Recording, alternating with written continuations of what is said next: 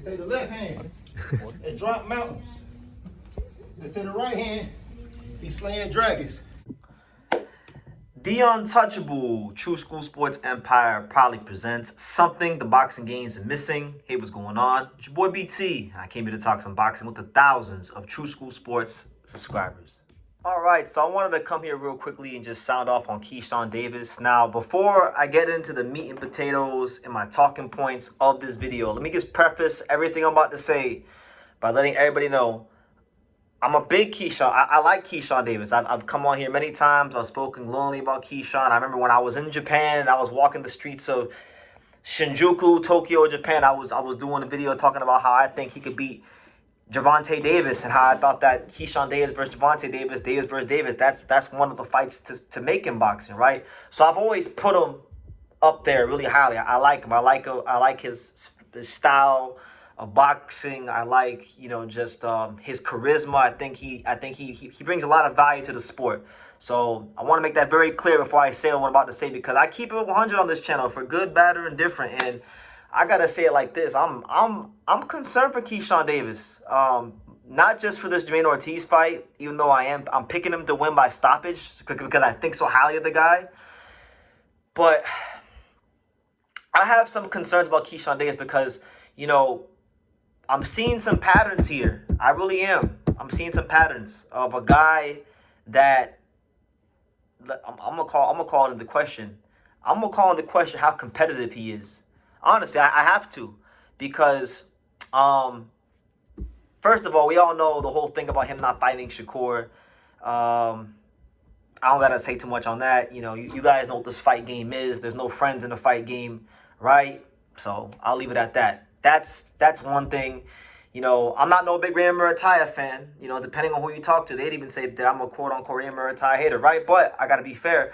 Ram Murataya is one of the premier young fighters in your division. And when he was asked to fight Ram Murataya, I believe it was last year, or it might have been late 2024, he pretty much said, look, I'm not going to fight him because he got the IBF belt. That's an extra belt. I don't want to pay the sanctioning fee. The whole rehydration clause thing. Just all these reasons why he wouldn't fight Ram Murataya, and that's not an interesting fight. So call it what you want. I call that openly ducking a fighter, right? So you have that. Then you had this past weekend with him talking about, he was celebrating Andy Cruz losing, which I got no problem with that, because you might not like the guy, and I know Andy Cruz has ran his mouth a lot, right? But he's celebrating as if he beat Andy Cruz, and I'm sorry, you didn't beat Andy Cruz. Ram Murataya beat Andy Cruz in a close fight, right?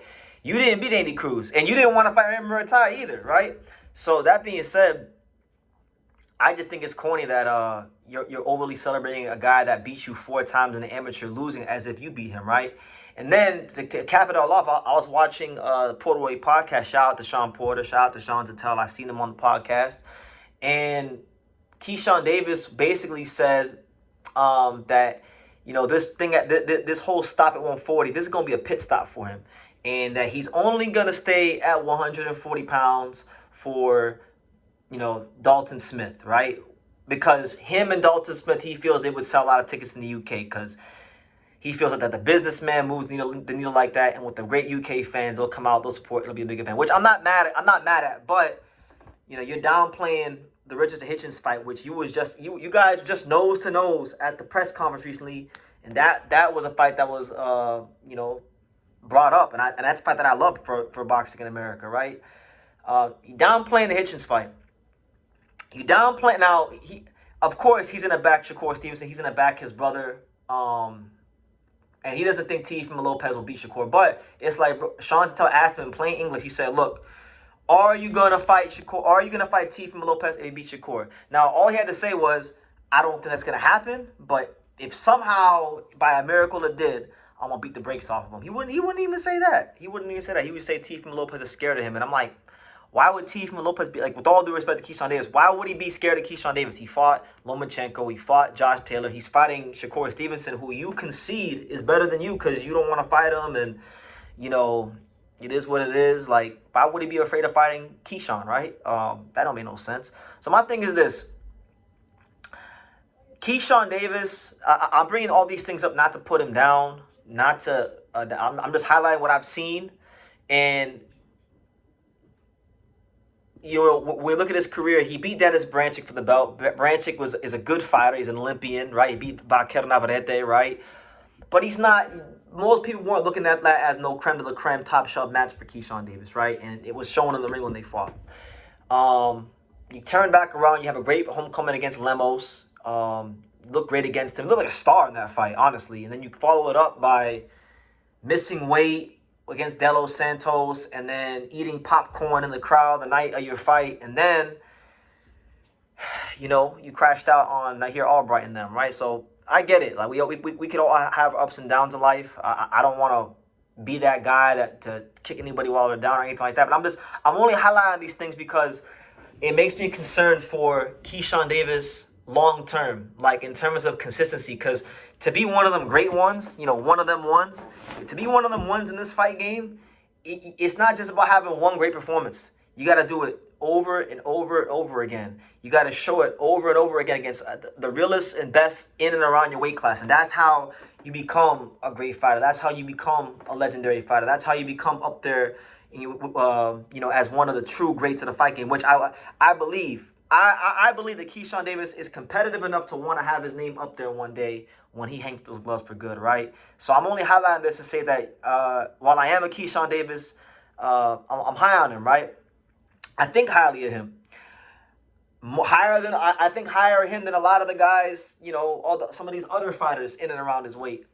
But I'm seeing some things that are making me question if I should change my beliefs. So I feel like with this Jamaine Ortiz fight, I'm going to learn a lot about what I should think about Keyshawn Davis long term, because what I've been seeing over these last, I don't know, you could say 2, 3, 4 years, I'm not feeling it. I haven't been feeling it. From the not wanting to fight Shakur to Ryan Murataya to the Andy Cruz to now you were trying to big time Andy Cruz, saying that the fight don't make sense, this, that, and the third. And it's like, well, this dude beat you 4 times in the amateurs, like. Beat him in the pros. Like, what's all this? It got to make sense talk for. Just beat him in the pros. And then now you're talking about the only champion you're going to stay for at 140 is Dalton Smith. And it's like, why not Hitchens? You guys are just nose to nose. Why not Hitchens? If Hitchens beat Duarte, why not Hitchens? That's a banger of a fight. You guys are both 2 young, talented American fighters. I'm just throwing it out there. And I'm picking Keyshawn Davis to stop Jamaine Ortiz late, which really and truthfully, I know it's not the safest of picks, but I think Jamaine Ortiz's lack of offensive versatility is going to get him in some trouble. Like, he's kind of repetitive with how he does things. And, he moves very, very well for about 8 to 9 rounds. But once you get into some 10, 11, 12, he really just he finds a way to grind his way through those rounds. So I feel like in them rounds where he's going to fade a little bit and he's going to try to be grinding his way through the rounds, Keyshawn Davis, with his offensive versatility, lead hand control, counter punching, sharp shooting, all those things, I think he'll get him, right? I think maybe against some of the upper echelon guys, all these problems or all these things that I deem to be problems from a mental standpoint can rear their ugly head. But against Jamaine Ortiz, I feel like it'll be enough. But we'll see, man. Sometimes we just don't know until the guys are in the ring. But I'm making this video to just get it out there that while I am high on Keyshawn Davis, while I still do class his boxing skills very highly, I'm seeing a mentality problem consistently show up. So I hope that those things can be rectified, and it is what it is. We'll see how it goes. Best luck to him against Jamaine Ortiz, and I'm looking forward to seeing the businessman back in business this week. So leave your comments down below. What do you guys think? Am I tripping? You guys think I'm tripping? You guys think I'm making a big deal, my clutching for straws, or do you think there's some valid points to what I'm saying about Keyshawn Davis long term? Especially, you're talking about him going to 147 where, fighters punch a lot harder and things like that. I don't know. I just don't know, man. I don't know if his mind is where it needs to be for him to become that fighter that people have said he's capable of being since, his Olympic days and even his pre-Olympic days. Because I remember hearing about Keyshawn Davis back in, I think the first time I ever heard about Keyshawn Davis was probably like 2019. And I'm gonna tell you like one of the first people I heard about Keyshawn Davis was from, and God rest his soul, R.I.P. to my boy, Coach Tito Lopez. He was telling me about Keyshawn Davis all the way back in 2019.